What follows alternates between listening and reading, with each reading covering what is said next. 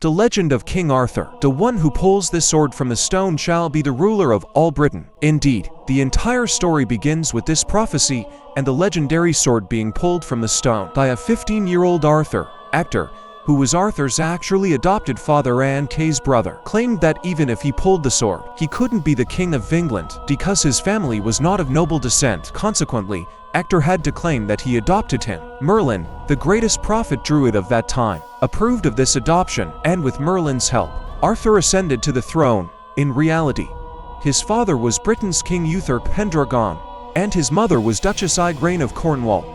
He was truly of royal descent. The period after Arthur became king is much darker. According to general belief, he expanded his territories and endeared himself to the people over time. He married Margaux, but their marriage angered the gods after the Ireland campaign, leading to a curse upon them. What Arthur didn't know was that Margaux was actually his half-sister, and Merlin had a prophecy about it. The child born of this union will bring death upon you. With his own hands, Arthur gathered all the noble children born from this union on a ship and ordered them to be sent to overseas lands. Only one son survived, found by a man on the shores, and Arthur named him Mordred. Later, Arthur, in search of a legitimate heir, married Guinevere, the daughter of Sir Leodegrance. This made him both the most influential among the Knights of the Round Table and provided the opportunity to have a new heir to the empire.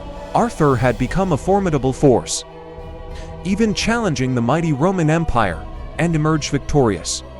Alongside him was his loyal friend Lancelot, but over time, this close friend would betray him, and the closeness between Guinevere and Lancelot would turn into love.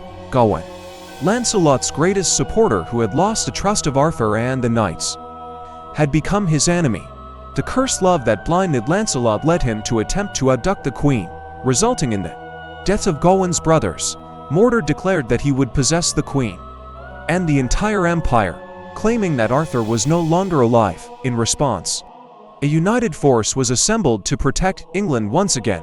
With old friends reuniting, however, Arthur and Mordred had already begun their war. It is said that as Arthur was about to deliver the final blow to his son, he received a fatal blow from Mordred.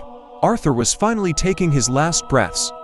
In his dying wish, he asked Bedivere, who was by his side, to take Excalibur and throw it into the lake. However, he couldn't accomplish this. The sword was dazzling, and he couldn't do it. His hands trembled, but on the third attempt, he threw it.